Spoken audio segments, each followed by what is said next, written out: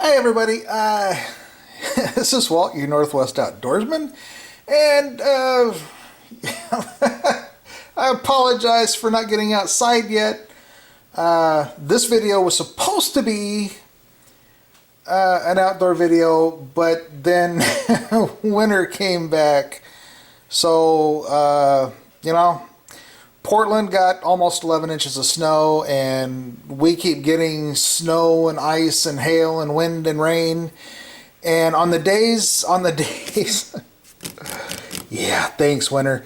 On the days where the sun is out, like today, the only day this week there's going to be sun, I wanted to go out, but the wind was so strong you couldn't hear a word I was saying. So, let me back this out a little bit because that's annoying. So, instead, so today I ended up going to the sporting goods store, and I did what I always do. I went to the knife counter. Now I was looking for a tent because in looking for something to go out with, I've discovered I've only got three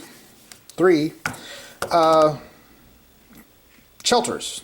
I have one 4-person tent, which, I mean, extra room doesn't bother me one bit. I've got a teacup, which is, the 1-person, and I've got a tarp. And I'm sorry, if you don't know what a teacup is, military surplus tent, it stands for Tent Combat 1-Person. So I've only got the 3, so I was looking for a tent. However, I had to go to the knife counter to see if there was anything I couldn't live without because I'm sick. I have a disease. I don't know what it is. I've got so many knives now, I'm selling them on eBay. The ones that I don't use anymore, I'm selling on eBay, and I'm still going to the counter anymore. Anyway, while I was there was a guy looking for a knife, and he was driving the poor guy behind the counter insane. The guy clearly didn't know what he was talking about. And in talking to him after this, he didn't want the guy behind the counter to know that he knew nothing about knives. So, 1, if you don't know anything about knives and you don't want to look like a greenhorn, yeah, good luck with that. You're going to. Let me help you out. The guy behind the counter, whether it's knives, shoes, tents, doesn't matter. Tell them you don't know anything. They'll help you out, right? They don't care if you're new. They don't care if you don't know anything, okay? Because it's their job. Literally, it's their job. Their function in life is to help you, okay? But back to the kid at the knife counter today. The guy behind the counter asked him if, can I help you? He goes, yeah, I need a knife. He goes, what kind of knife are you looking for? He goes, well, not exactly sure yet. The guy says, well, okay, let's start with the easiest thing. What do you want to do with it? He says, I want to do outdoor stuff. The guy says, well, what specifically do you want to do? The guy goes, outdoor stuff.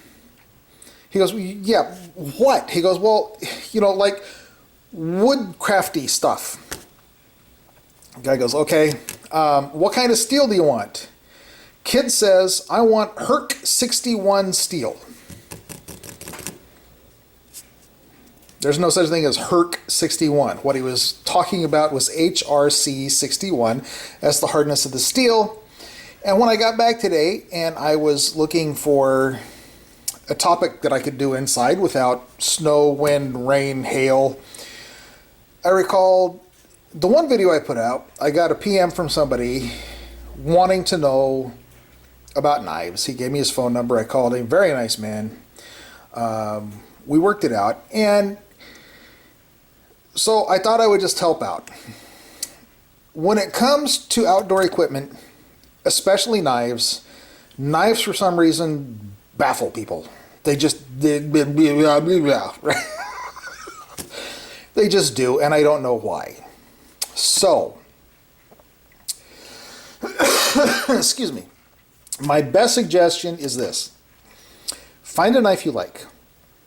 Or go to the knife counter and tell the guy, I want to do this. I want to, and don't just say outdoorsy stuff or woodcrafty stuff. I want to do bushcraft. I want to make snares, triggers. I want to whittle. I want to carve. I want to do food prep. I want to do whatever. Okay? So anyway, you know, my favorite knife in the world is, I don't know if this one's going to show up. This was just a martini. See, that's going to come in. Just a cheap little martini. They're like, you can still get them on eBay for like $20, $21. Plastic sheath. It usually has a little plastic tab that sticks up, but my belt wouldn't fit through it, so I cut it off, put a little loop on it so I can hang it. And razor sharp, by the way. This is the Timberjack. Love this knife. 20 bucks. It does everything I need. And it will quite honestly do more than I need. And I found this one in my jacket I go camping with. This is an old Kmart Sharp brand lockback knife, 440C steel.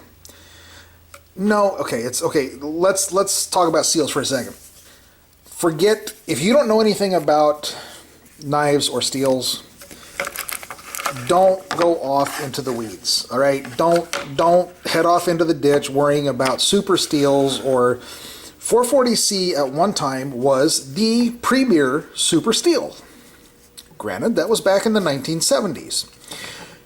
However, it is still an outstanding steel. Relatively easy to sharpen.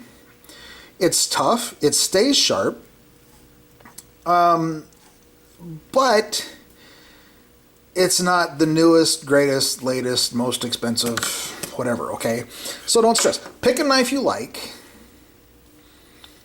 And if you can get 440C, go for it. If you can get 420HC, go for it. I will warn you off on 420J2. Very easy to sharpen, but it also dulls really easy. So if you're going to do whittling, you know, stay away from 420J2. I mean, it's great for food prep, but I mean, really. Now, if cost is really an issue, and you know, especially for a lot of us, this is a very old, just old, like there's not even a name brand on it. It just says, literally, it says stainless china. That's all it says, right? This one cost me, good God, 99 cents in the 90s. Like, it was dirt cheap. Dirt cheap. And it's serrated, and the only reason I bought it was because it's serrated, and I was living out in the back end of nowhere, and I was cutting all kind of nasty stuff, and I didn't want, you know, put my good blades to it. So just real quick, because I wanted to make sure I got a video out, you know, don't stress on your gear, right? The thing to remember about going outdoors, camping, hiking, whatever you want to do, is people have survived thousands and thousands and thousands of years, and they had nothing but animal skins and rocks and sticks. That, I mean, that's what they had, so that's what they used. Okay. Anyway, back to the guy I originally ran into at the sporting goods store. He was looking for a multi-tool. And he had aggravated the poor guy behind the counter. So just real quick, the guy behind the counter ended up selling him a fixed blade knife. And I'm sorry, I'd never heard of the brand before, which is why I can't remember it now. But it was a $300 fixed blade knife with S45V steel. Kind of hard to sharpen.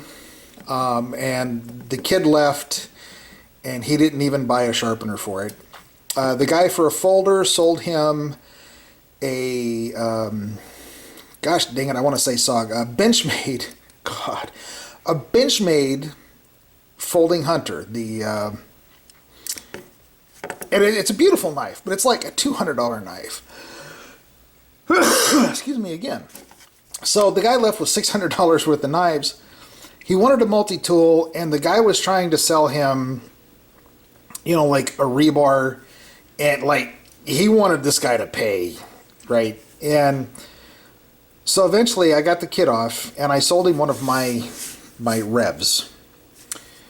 See if that'll pop up. Revs. The Leatherman Rev. If you can get one of these, especially if you're just starting out, this is as basic as it gets and still have a good, solid, full size. I've carried one of these for years. I still have two. And beside the pliers, it's got a very minimal toolkit, right? Can opener, file, whoop, and it's got a, whoop, there's the package opener. If I can, I haven't used this particular one in a while. There's the package opener. Okay, and on the other side it's just a Phillips and a flat. Right, that's what's on there. That's it. That's the whole knife. Okay, and well, I mean, obviously it's got a blade out here. And yes, I know it's not a one-handed opening blade. It wasn't designed to be a one-handed. Thing about the Rev is, the reason the Rev failed, people had a screaming fit because it was not a, quote, one-hand opening knife. Now, as you can see, you can do it one-handed. It's awkward. You can do it one-handed, but really, have we become so lazy as a species that if you can't open a knife with one hand, it's just not worth having? Anyway, these are still available on Amazon. They're not really very expensive. You know, if you're not sure what to get, I highly recommend, you want a multi-tool, you don't want to spend a bunch of money, that's a good one, okay? Anyway, so today's video is basically, don't stress about your gear. If people spent less time stressing about their gear and more time using their gear, imagine that. I mean, imagine how much free time you would have if you stopped stressing about your gear, just used what you got, or picked up, you know, inexpensive quality gear. Yeah, it's got a plastic sheath, it's not leather, I don't care. It's got a rubber handle, overmold handle, I don't care, right? I'm not an idiot. And if the handle comes off, I can put a new handle on. And if the sheath fails, you know, an hour later, I can make a sheath. It's not a big deal, okay? Your folder knife, I mean, this knife was $9.99 in the 80s. Obviously, you don't make them anymore, but 440C steel, this thing is, okay, it may not be a rock star, but it's more like a Gordon Lightfoot. Not a rock star, but hey, still good, okay? So don't stress on your gear. Don't worry about spending a lot of money. Don't worry about super this or super that, or like the new one now is Dyneema. Everybody wants Dyneema, Dyneema, Dyneema. All Dyneema is now is what Gore-Tex was 15 years ago. Get it. If it's waterproof, go for it. If it's a waterproof tent, you're good. It doesn't have to be Dyneema. It just has to be waterproof. All right? A coat, waterproof. A tarp, waterproof. See what I'm saying? A knife, it has to be sharp. It has to hold an edge. That's all you need. Okay? That's all for now, guys. Thank you so much for watching. Hope to get outside.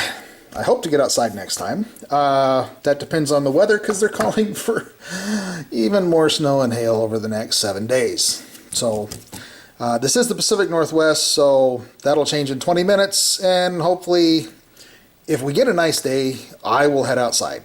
Until then, guys, thank you so much for watching. Please, please, please click subscribe. Click subscribe. It really does help. Thank you so much for watching, guys. Bye.